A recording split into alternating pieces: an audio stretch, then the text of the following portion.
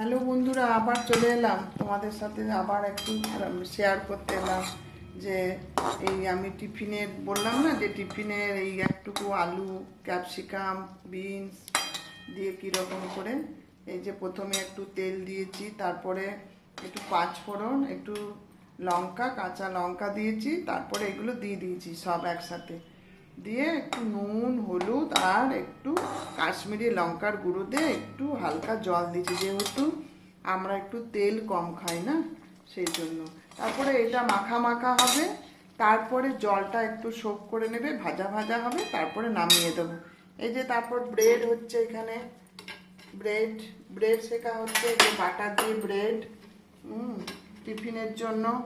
তারপরে এই যে ব্ল্যাক টি আছে, এই ব্ল্যাক টিটা আদা, একটু তেজপাতা, একটু ছোট এলাচ আর একটু গোলমরিচ দেওয়া আছে।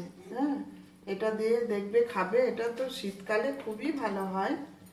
এটা সবাই কিন্তু ট্রাই করে দেখো, আর এই ভিডিওটা তোমরা কিন্তু দেখো সবাই, কেমন?